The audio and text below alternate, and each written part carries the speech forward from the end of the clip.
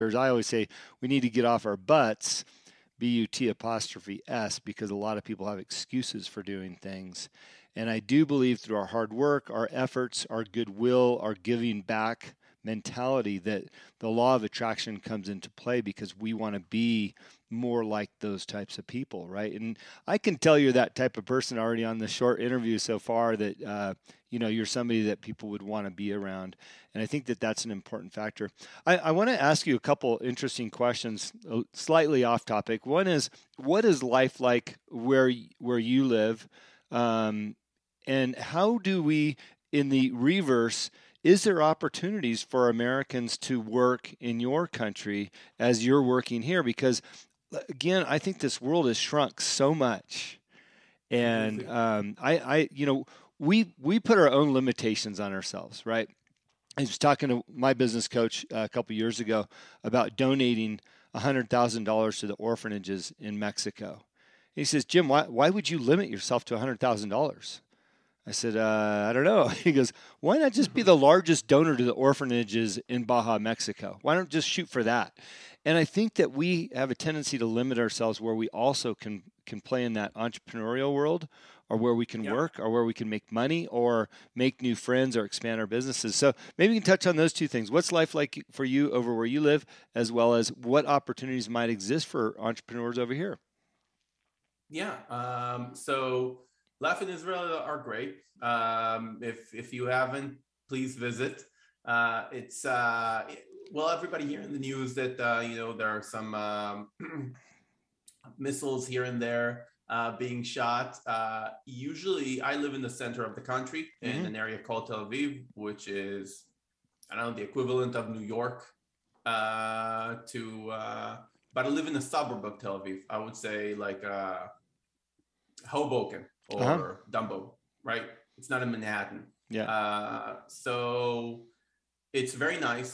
It's like a family neighborhood. It's 10 minutes walk from the ocean. Great atmosphere.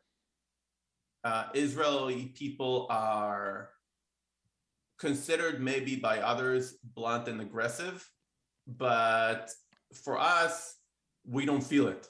Right. It's just the way people are, right? Yeah. So it's very nice, and it's just being direct. We don't consider it as being aggressive, and so I think it's very nice. The business atmosphere in Israel, especially in the high tech industry, is booming. So I think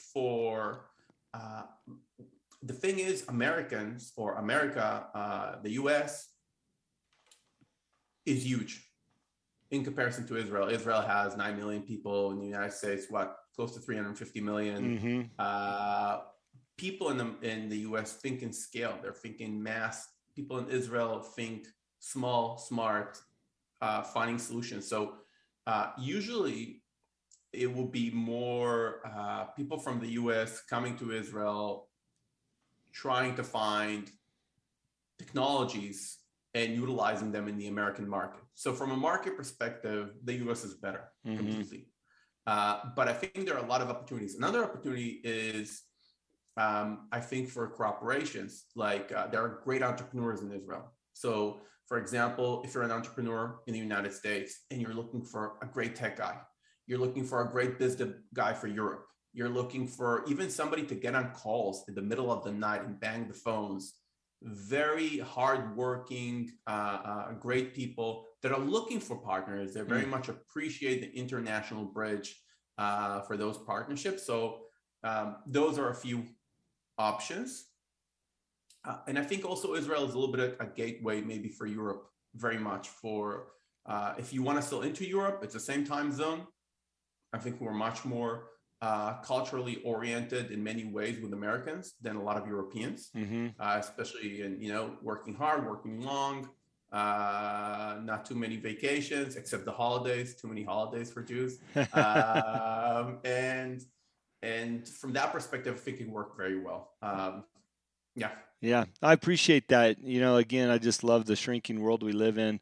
I do a lot of business in Mexico, and I've been thoroughly blessed over the last 20 years to work there, build have a family of friends down there and sit at many people's dinner tables and enjoy their culture and that experience. And I would encourage anybody that's looking at their own business opportunities to look outside of our four walls here. It's not that I'm a proponent to take business out of the United States, but this is a wonderful world we live in, and there's some amazing people. So thank you for sharing. By the way, I'll never forget years ago I was in Marrakesh, different culture than where you live, but I had a guide and we were buying stuff, and there was something for sale, and I thought, oh, just pay him for it. It was like $10, right? And my guide says, okay, well, we're going to negotiate. I'm like, it's just $10. Let's just go. He goes, it would be deeply offensive if I didn't negotiate with him. That's our culture. I said, okay, all right, well, have at it, and let's negotiate and have tea, But it was just fascinating to me. And I wound up getting the item for $6. And I thought, okay, well, I saved a couple bucks, but it was the art, like you said, we're going to argue, we're going to be blunt, we're going to be upfront, Yeah. and not to take offense of that. And that's what I love about understanding other cultures, because once you understand the culture, you don't have to take offense to the abrasiveness. You can embrace it and understand this is how we do business. Completely. By the way, it also happened to me the other way around. When I started working with the United States heavily, was only in my second company, Informa, when we were looking for channel partners for the technology company. Mm-hmm. And I started working with corporates in the United States, and I showed them Forma, and in meetings, big meetings, and people said, that's interesting. And for me as an Israeli, I was, hey, yeah, that's great. They said it's interesting. It's an interesting thing. And I didn't understand that they mean we're not going to follow up with you. This is the end of the line. I didn't understand the subtext. And it took me a lot of meetings initially. I was so frustrated. And like you said, I learned to be more subtle myself over time and understand people subtext, which I think really improved me as a human being to be able to do that. Also be able to do that, not just be direct and blunt. So now I understand. I can't say I understand everything exactly like an American, but I'm much better at it, and I appreciate it. I think there is gentleness to it that sometimes I feel back home, like in Israel, a little bit we're missing, because things can be said without being said, and sometimes it's a bit nicer. Yeah, we're always afraid to offend somebody, so hey, that's interesting. In other words, no, thank you. but we don't want to hurt your feelings, because that's it's important. But this is a great discussion for people that are looking to expand their businesses, or who they do business with. This is a melting pot over here in the United States of all different types of cultures. And as we're discussing here, this is one culture that if you're going to do business, you've got to understand the differences, and maybe have a little fun with it.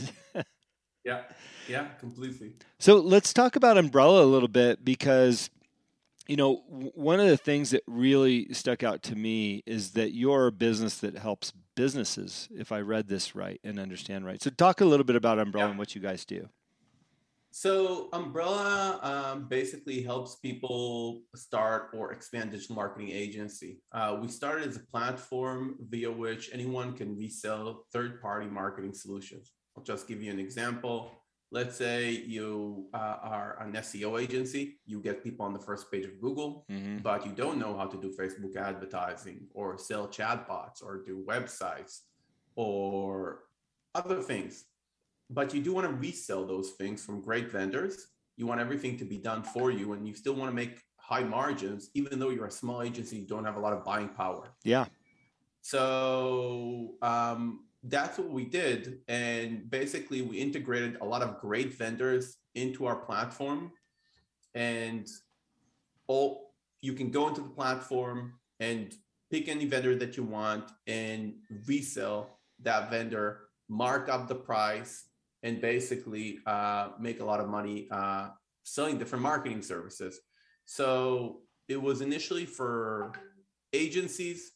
Then we started training people that are somewhat marketing and sales savvy. We have about 300 hours of video training inside our platform on all our products and also marketing 101, Mm-hmm. because we saw there is a big boom from the gig economy of marketing freelancers, marketing salespeople, Dex YP salespeople, ex newspaper salespeople, corporate marketing people deciding to go independent. And so we started training them on how to sell digital marketing services. Then we built a lead gen solution. So we also create leads for them. And a year and a half ago, we also created a front-facing brand, which is Umbrella Local, which is like a Remax for marketing agencies.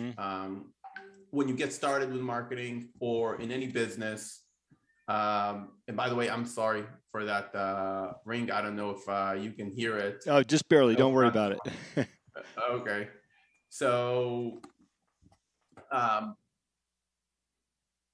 when you get started with a business, any type of business, doesn't matter. You go into one of your clients and you're saying, okay, I want to sell you SEO, I want to sell you Facebook advertising. And of course, they ask you, what have you done before? And you don't have any case studies, you don't have any social proof, you don't have a brand, you don't have anything. And now you need to, start making excuses. But with Umbrella Local, which is our Remax for agencies, you can come under Umbrella Local. We have all the case studies, we have the social proof, we have all the testimonials.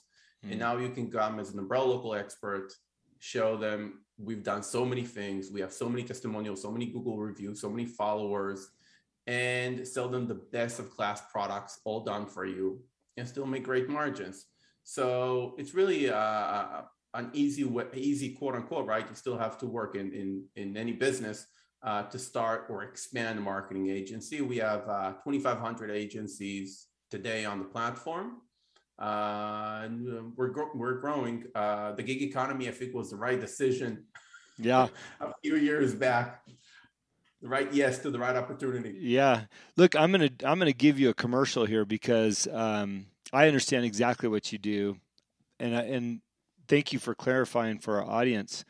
An audience listening, this is an incredible tool, not only for yourself because the price point, because it's built out to have a margin in there to resell this material, right? I'll be honest, I use one of your competitors because I didn't know you before, but I pay a company that does exactly what you do, a certain amount of money to write 2 blogs a month for me for my website to help drive SEO to my website, right? And it's automated. I give them the topics, my competitors, and they push out 2 blogs a month that automatically upload to my website.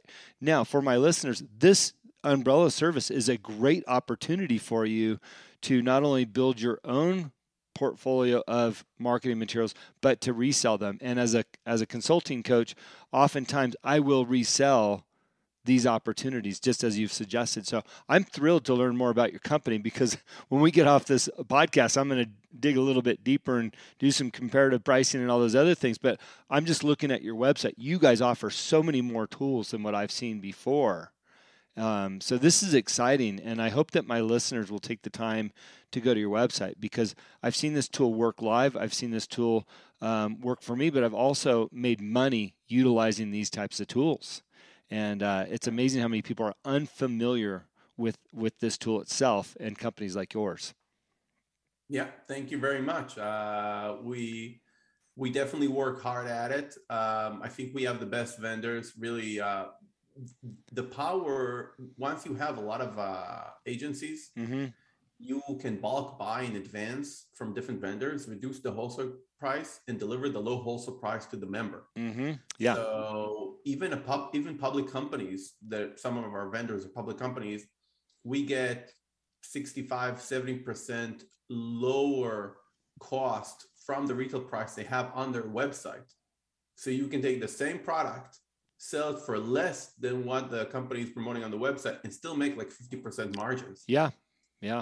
And if there's some automation to the process, by the way, you've got nice passive income because you've set it up front, and then you're gaining that margin as the months Absolutely. chip by. So I love what I'm looking at some of these other, I've got my other computer to the left here. Just some of the technologies, for example, conversational texting for businesses. I mean, that is such a critical arena right now that we're all playing and are trying to tap into. And what's interesting is I get blasted all over the place, but I don't necessarily